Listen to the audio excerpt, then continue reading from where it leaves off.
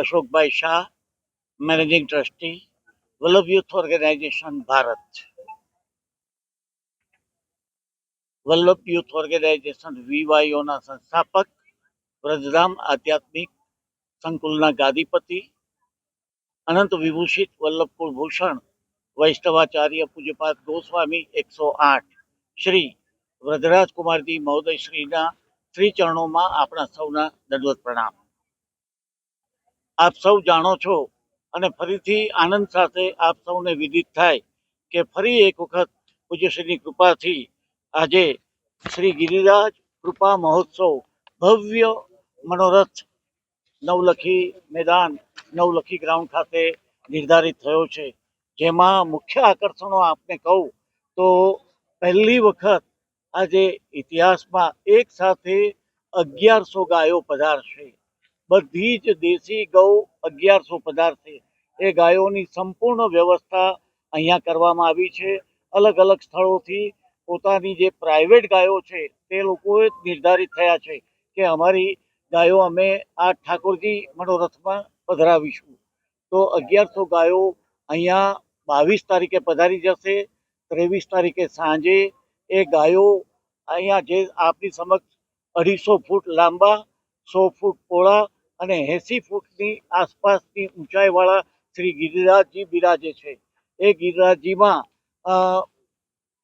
પૂજ્યશ્રીના શ્રી હસ્તે આપણા વ્રજધામ આધ્યાત્મિક સંકુલમાંથી ગિરિરાજજી પ્રભુ પધારશે અને પૂજ્યશ્રીના હસ્તે આ બધા આવિર્ભાવ થશે અને ત્યાં જ ગાયો બિરાજશે.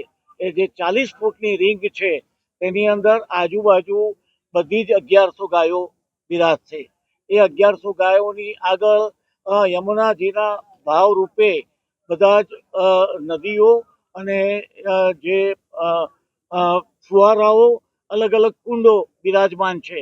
એ બધામાં પૂજ્યશ્રીના શ્રી હસ્તે વ્રજરજ અને બધા અલગ અલગ કુંડોમાંથી જલ પધરાવીને આવ્યા છે. એ જલ બધું પૂજ્યશ્રીના શ્રી હસ્તે પધરાવવામાં આવશે. એ સિવાય ખાસ કરીને પૂજ્યશ્રીના રોજે રોજ સાંજે 7 વાગ્યાથી રાત્રે 9 વાગ્યા સુધી અંદાજિત પૂજ્યશ્રીના શ્રી મુખેથી ખૂબ સુંદર લાવો મળવા જઈ રહ્યો છે. શ્રી ગીતાજી ઉપર પૂજ્યશ્રીના પ્રવચન થશે અને ખૂબ સરસ મજાનો એક નવો વિષય, એક સારો વિષય અને પૂજ્યશ્રીના શ્રી મુખેથી સાંભળવાનો બધાને ખૂબ ઉત્સાહ છે. તો એ મહામૂલો લાભ અમને સૌને મળવાનો છે અને આપ નગરજનોને પણ મળે અને આપ જરૂરથી આ લાભ લેજો. પછી જે દિવસે ગાયો પધારશે અને ગાયોનો મનોરથ થશે, ગૌચારણ મનોરથ, ત્યારે ગિરિરાજ પ્રભુ પણ પધારશે. વાજતે ગાજતે પૂજ્યશ્રીના શ્રી હસ્તે પધરાવવામાં આવશે. એના સિવાય સવારે 4 વાગે એટલે 23મી રાત્રે 24મીની વહેલી સવારે 4 વાગે 2100 કુંડી, પ્રથમ વખત 2100 કુંડી પુરુષોત્તમ સહસ્ત્રનામ યજ્ઞ થશે. પૂજ્યશ્રીના સાનિધ્યમાં ખૂબ બધા જ ભૂદેવો સહિત અને મનોરથીઓ સહિત આખો આ 2100 કુંડીનો સવારે 4 વાગ્યાથી 7 વાગ્યા સુધી એ યજ્ઞ થશે. આ આપ સૌને વિદિત કરું કે અત્યારે પુરુષોત્તમ માસ છે, અધિક માસ છે, પરમાર્થ કરવાનો માસ છે. તો અનેક લાભ અમો વૈષ્ણવોને બધાને પૂજ્યશ્રીની કૃપાથી મળવા જઈ રહ્યા છે અને આ લાભ આ નગરવાસીઓને મળે એના માટે પૂરતી વ્યવસ્થા પૂજ્યશ્રીએ કરી છે.